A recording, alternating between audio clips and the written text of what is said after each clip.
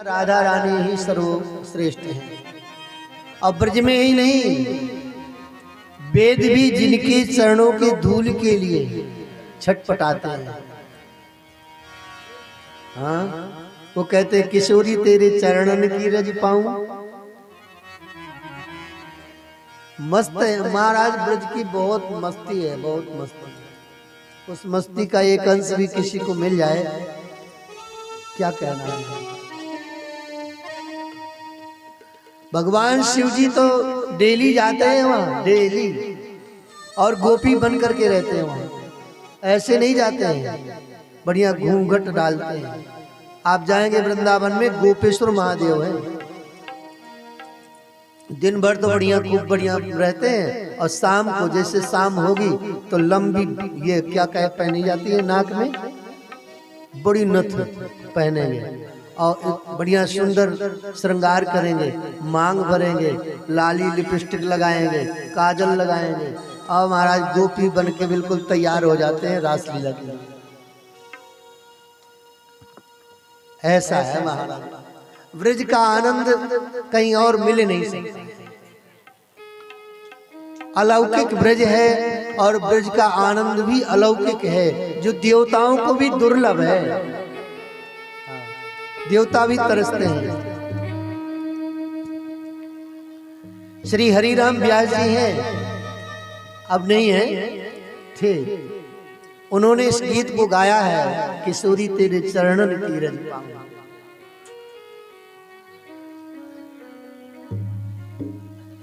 जिस रज में शिव सनकादिक नृत्य लूटते हैं, वो रज में अपने माथे पे चढ़ाऊं। शिव सनकाद जास रज लोटत, सोई रज शीस चढ़ाऊं, किशोरी तेरे चरणन की रज पाऊं। भैया कथा तो अब ऐसा है कि भागवत जी की कथा तो कहनी पड़ती है, बाकी वो रस जो ब्रज में है, वो रस कहीं अन्यत्र मिल नहीं सकता। आप लीला भी देखते होंगे जगह जगह, लेकिन ब्रज में जो लीला होती है, वो लीला कहीं भारत में कहीं अन्यत्र नहीं होती। न वो ब्रजवासी लीला करने वाले अन्यत्र कर पाते हैं। वो खुद कहते हैं कि जो लीला हम अपने वृंदावन में करते हैं ना, वो लीला कहीं कर ही नहीं पाते। और जो दर्शक जो वृंदावन में मिलते हैं दर्शन करने वाली लीला के, वो कभी लीला दर्शन करने वाले भी नहीं बाहर मिलते हैं। सब बड़े बड़े योगी कोट के महापुरुष संत वो लीला दर्शन करने जाते हैं डेली, और जिस दिन लीला दर्शन नहीं करेंगे तो पागल की तरह वृंदावन में घूमते हैं। उनके लिए केवल आप कभी जाएंगे, हिताश्रम है, हिताश्रम में नित्य लीला होती है, और सब संत ही बैठ के देखते हैं। वहां पैसे के लालच से नहीं लीला होती है, वहाँ केवल उनके जैसे आप लोग तंबाकू खाने का, बीड़ी पीने का आदत बन जाती है, वैसे ब्रजवासियों की आदत है कि लीला नहीं करे तो पागल रहते हैं। इसलिए ब्रज की जो मस्ती है, जो आनंद है, वो भैया अन्यत्र आपको प्राप्त नहीं हो सकता है। आपको ब्रज जाना पड़ेगा, और जाने भर से काम नहीं चलेगा। वहां पर बिल्कुल बावरे बन करके, पागल बन करके, अपना अहंकार, मान सम्मान का त्याग करके, और फिर वहां आप ब्रज में विचरण करिए, तब आनंद मिलेगा। अक्रूर जी वृंदावन गए, और वृंदावन से श्याम सुंदर कृष्ण को और बलराम जी को, अपने कन्हैया के सखाओं को लेकर के चल पड़े नंद जी के साथ में। यमुना जी में आए, बोले लाला मैं संध्या कर लूं। कन्हैया बोले कर ले चाचा जी, कर लीजिए। और डुबकी लगाई यमुना जी में, तो वहां पर भगवान श्री श्याम सुंदर को देखा, जल के अंदर उछल के देखा तो रथ में भी बैठे। फिर डुबकी लगाई तो विराट भगवान ने दर्शन दिया। अब अक्रूर जी पागल हो गए, अब तो स्तुति करने लगे, नमस्ते वासुदेवाय सर्वभूतक्षयाय च हृषीकेशाय नमस्तुभ्यं प्रपन्नं पाहि मां प्रभो। हे प्रभु मैं आपकी शरण में हूं। मैं नहीं समझ पाया कि आप समस्त भूत हिते रता, आप समस्त प्राणियों के प्राण हैं। हम आपको साधारण नंद यशोदा का लाला समझते थे। भगवान ने अपना विराट रूप दिखाया अक्रूर जी को।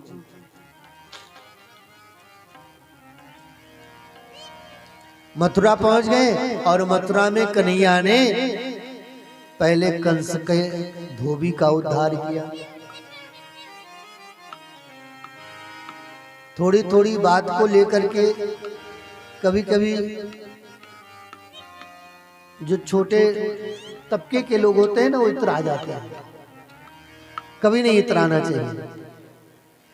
धोबी को अहंकार था कि मैं तो कंस का धोबी हूं। कन्हैया ने कहा देखिए मामा जी हमें कुछ उधार कपड़े दे दीजिए क्योंकि हमारे पास वस्त्र नहीं है और हम मथुरा नगरी घूम के आएंगे फिर आपको वस्त्र वापस कर देंगे। धोबी ने कहा रे मूर्ख बाल को यहाँ से भग जाओ नहीं तो बहुत मारूंगा। अच्छा मामा जी तो आप नहीं मानेंगे। धोबी ने उठाया डंडा तो कन्हैया ने अपने हाथ का ऐसा हाथ करके उसके गर्दन में मारा, उसका सर उड़ गया और वह धोबी समाप्त हो गया। जो और धोबी थे बेचारे सब भगे प्राण बचा करके। कन्हैया ने वस्त्र उठाए और अपने सब सखाओं को पहनाया। बड़े प्रेम पूर्वक सबने वस्त्र पहन लिए। अब सुंदर राजकुमार जैसे लगने लगे।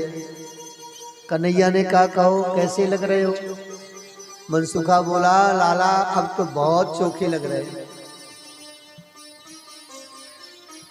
अब चले तो छोटे छोटे बालक बड़े बड़े कंस महाराज के कपड़े पहने तो चले जैसे महाराज सफाई कर्मी आ गए पूरे रोड को साफ करते हुए चले।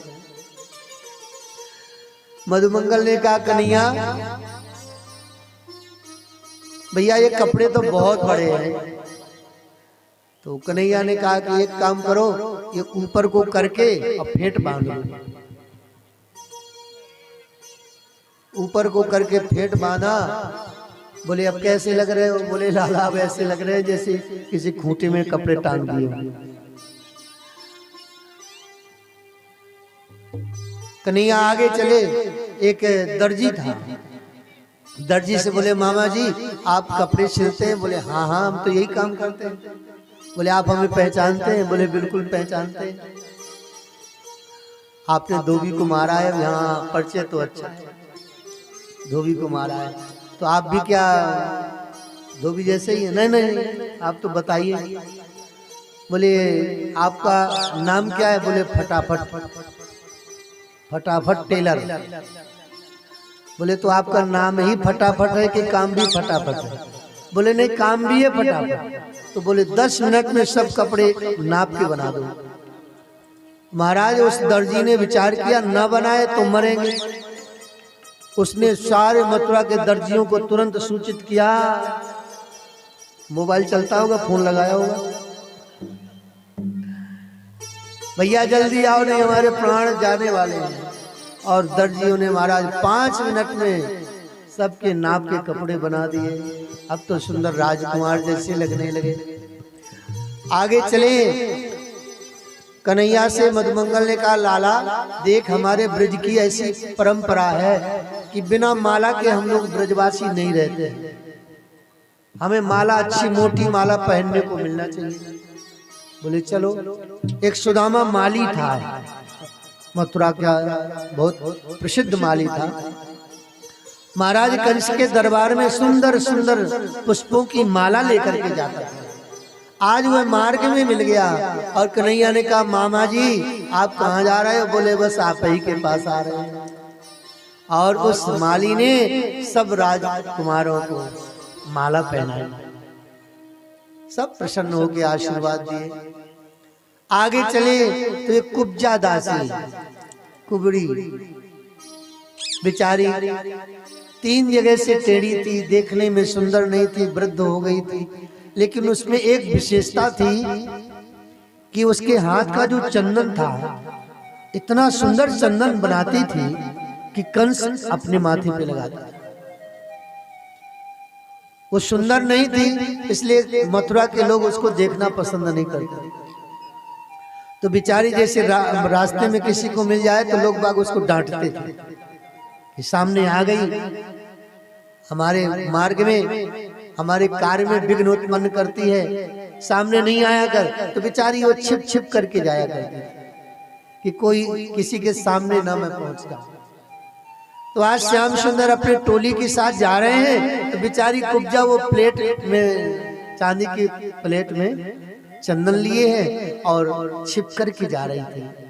तो श्याम सुंदर ने कहा, ए सुंदरी कहाँ जा रही हो? जैसे सुंदरी कहा तो वह कुब्जा ने सोचा कि हे भगवान, ये मथुरा के लोग तो मेरी तरफ देखना भी पसंद नहीं करते, और मुझे ये सुंदरी कहने वाला कौन है? उस कुब्जा ने देखा, इतने सुंदर श्याम सुंदर को जब देखा प्रभावित हो गई, दौड़ी दौड़ी आई और आकर के श्याम सुंदर के माथे में सुंदर तिलक लगाया, चंदन का लेप किया, बलराम जी को लगाया और समस्त सखाओं को लगाया। कन्हैया बहुत प्रसन्न हो गए और कुब्जा को भगवान ने सुंदर बनाने का निश्चय कर लिया। देखिए, श्याम सुंदर को जो देखता है ना मन से, तो वो सुंदर हो जाता है। श्याम का मतलब होता है काला, ऐसे ही है ना, श्याम का मतलब काला, काला का मतलब कुरूप। जो कुरूप वस्तु को भी सुंदर बना दे, ऐसे प्रभु का नाम है श्याम सुंदर। जो संसार से बिल्कुल बहिष्कृत हो गए, संसार ने जिसको बेकार समझ के निकाल दिया है, ऐसे बेकार वस्तु, ऐसे काली वस्तु, ऐसे कुरूप वस्तु को भी भगवान सुंदर बना देते हैं। इसलिए हमारे ठाकुर जी का नाम है श्याम सुंदर। अगर आप भी सुंदर बनना चाहते हैं ना, तो श्याम सुंदर की शरण ग्रहण कर लो और नित्य प्रति 1 घंटे श्याम सुंदर का आंख बंद करके और दर्शन किया करो, देखा करो श्याम सुंदर कैसे कैसे, क्या क्या, किन किन अंगों में कौन कौन सा आभूषण धारण किए हैं, कैसे मुस्कुरा रहे हैं, कैसे बांसुरी बजा रहे हैं, कैसे गोचारण कर रहे हैं। ये सब लीलाएं आप आंखों से, मन के आंखों से देखा करो, तो आप इतने सुंदर हो जाएंगे कि संसार आपके पीछे पीछे घूमेगा। बोलो जय श्री कृष्ण।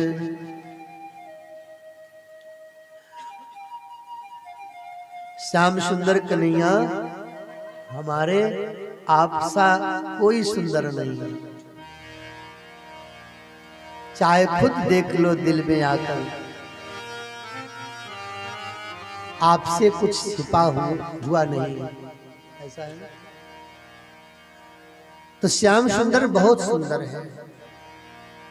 भगवान श्याम सुंदर ने कुब्जा को सुंदर बनाया और कुब्जा ने कहा कि आपने मुझे सुंदर क्यों बनाया?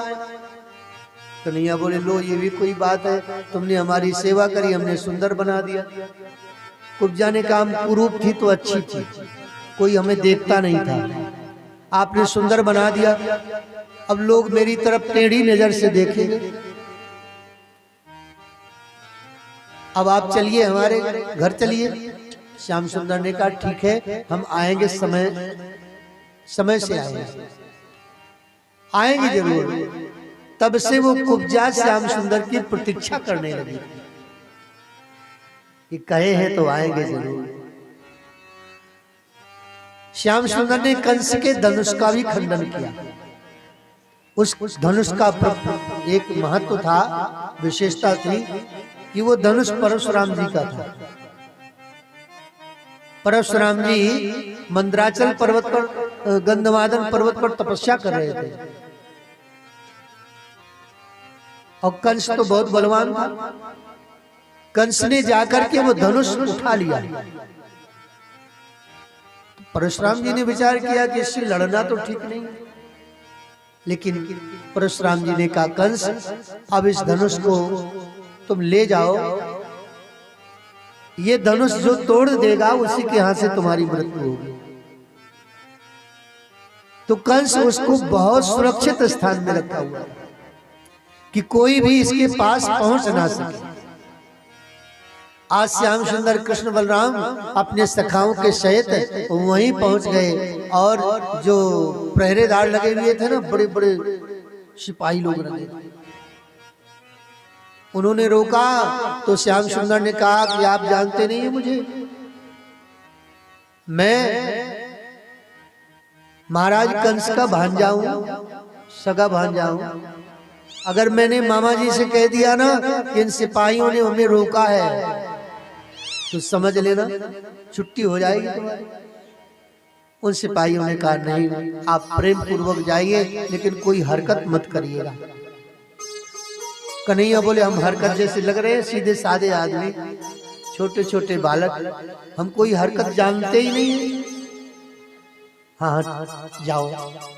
प्रेम पूर्वक पहुंचे अंदर और जाकर के धनुष को देखा, बहुत सुंदर धनुष रखा। कन्हैया ने दाऊ जी से कहा दादा मेरी इच्छा है कि मैं उठा लूं इसको थोड़ा। दाऊ जी बोले उठा ले लाला। अब कन्हैया ने उठा लिया। बोले दाऊ मेरी इच्छा है हमें प्रत्यंचा चढ़ाए के देख लो। बोले चढ़ा दे। और जैसे ही वो प्रत्यंचा चढ़ाई कन्हैया ने, वैसे ही चढ़ाते चढ़ाते धनुष टूट गया। और धनुष के टूटते ही उस आवाज को देवताओं तक वह आवाज गई, स्वर्ग लोक तक। कंस भयभीत तो हो गया कि मेरा मारने वाला तो वह आ ही गया।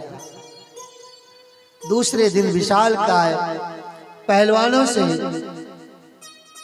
लड़ाने की योजना बनाई गई, बहुत बड़ा अखाड़ा बनाया गया और पूरे मथुरा के लोगों को आमंत्रित किया गया कि बहुत विशालकाय पहलवानों से कृष्ण बलराम का युद्ध होगा, कुश्ती होगी।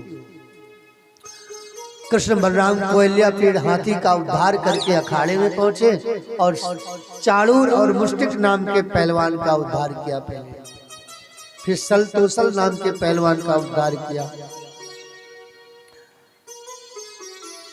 और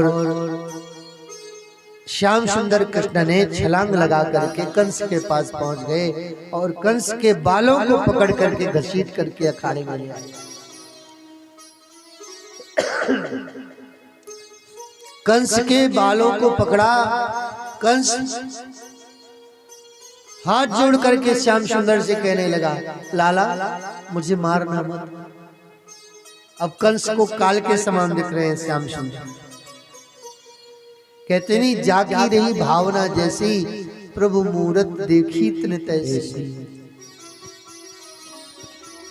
देख भूप महारण धीरा, मनहु वीर रस धरे शरीरा। डरे कुटिल नृप प्रभु ही ने आए। महाराज भगवान के स्वरूप को देख करके सबकी जैसी भावना थी, जिनमें मात्र भाव था वो वात्सल्य छलक पड़ा। देखो तो कितने सुकुमार बालक हैं। जो भक्त स्वभाव के थे उनको भगवान रूप में दिख रहे हैं। जाकी जैसी भावना थी भगवान ने उसको वैसा ही दर्शन दिया। कंस के बाल पकड़े तो कंस ने कहा भैया मेरे बालों में बहुत दर्द हो रहा है। श्याम सुंदर ने कहा जब मेरी मैया देवकी के बाल पकड़ के खींचा था तो क्या मेरी माँ के दर्द नहीं हो रहा था? घसीटते हुए कंस को अखाड़े में ले आए और सारे नगरवासियों के समक्ष कंस के सीने में कन्हैया ने ऐसे मुक्के का प्रहार किया तो उसके प्राण निकल गए। श्री कृष्ण भगवान की। इस प्रकार से भगवान ने कंस का उद्धार किया। भगवान ने आकर के अपने माँ देवकी को और वसुदेव जी को कारागार से मुक्त किया और मुक्त करने के बाद में महाराज उग्रसेन को कारागार से मुक्त किया। पुनः मथुरा के राज सिंहासन पर बैठाया, राज तिलक किया। नंद जी से वसुदेव जी ने कहा कि भैया नंद, अब तुम वृंदावन जाओ और कृष्ण बलराम को यही छोड़ो। नंद जी ना नहीं कहते। फिर महाराज वसुदेव जी ने विचार किया कि मेरे पुत्र 12 वर्ष के हो गए, अभी तक इनकी शिक्षा नहीं हुई है, तो पढ़ने के लिए सांदीपनी महाराज जी के पास भेजे उज्जैन, और वहां जाकर के 64 दिन में 64 कलाओं से युक्त विद्या को वर्जित करके दोनों बालक कृष्ण बलराम सुदामा नाम के ब्राह्मण को कन्हैया ने मित्र बनाया। श्याम सुंदर कृष्ण ना तो हमारे शरीर को चाहते हैं, ना हमारे धन को चाहते हैं। भगवान कहते हैं मैं प्रेम का पुजारी हूं, आपके पास प्रेम है तो हम आपके हैं, और अगर प्रेम नहीं है तो हमारा आपका कोई संबंध नहीं। सुदामा जी के पास प्रेम था और कन्हैया ने प्रेमी सुदामा को अपना सखा बनाया, जबकि सुदामा जी नहीं चाहते थे कि हम मित्र बने। और कहा भी सुदामा जी ने कि लाला मैं आपके मित्र बनने लायक नहीं हूं, आप राजकुमार हैं, आप हर प्रकार से संपन्न हैं, और मैं एक गरीब ब्राह्मण का बालक हूं, मैं मित्रता निभाऊंगा कैसे आपके साथ। मित्र तो वही है जो अपने मित्र के काम आवे, मैं आपके किसी काम नहीं आ सकता। श्याम सुंदर ने कहा आप मुझे मित्र मत बनाइए, लेकिन मैं आपको मित्र बना रहा हूं। मेरा धर्म बनता है कि मैं निभाऊंगा, आपको निभाने की जरूरत नहीं है, मित्रता निभाने का दायित्व मेरा है। भगवान ने सुदामा को मित्र बनाया, गुरु माता को दक्षिणा में गुरु पुत्र प्रदान किया और वापस मथुरा आ गए।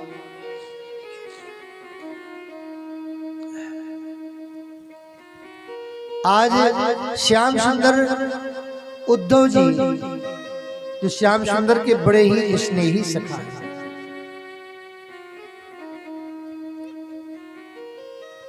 उद्धव जी को बुला करके और उद्धव जी से कहते हैं भैया उद्धव हमें वृंदावन की बहुत याद आ रही है। उद्धव जी ने कहा भैया वृंदावन की याद करने की आवश्यकता क्या है।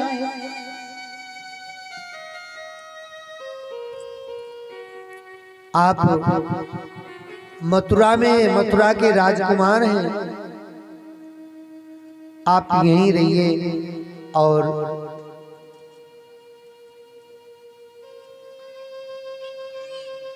प्रेम पूर्वक मथुरा का जो राज सुख है उसका आप भोग करिए। कन्हैया ने कहा उद्धव आपको पता नहीं है, वृंदावन के जो स्त्री पुरुष हैं, जो गोप गोपियां हैं, वो मेरे बिना नहीं रह रहे, बड़े मुश्किल से उनके प्राण रुके होंगे शरीर में। मुझे उनकी बहुत याद आती है, उन्होंने बहुत प्रेम दिया मुझे। उद्धव जी तो ज्ञानी थे, वृष्णी नाम प्रवरो मंत्री कृष्णस्य दयिता सखा। वृष्णी वंश के बड़े चतुर मंत्री थे उद्धव जी, और कृष्ण के अंतरंग सखा थे। बृहस्पति जी के शिष्य थे, शिष्यो बृहस्पति साक्षात बुद्धि सप्तमा, और जिनकी बुद्धि सात्विक में स्थापित हो गई थी। सात्विक मतलब कि ब्रह्मनिष्ठ हो गए थे, जो निरंतर सर्वत्र ब्रह्म को देखते थे।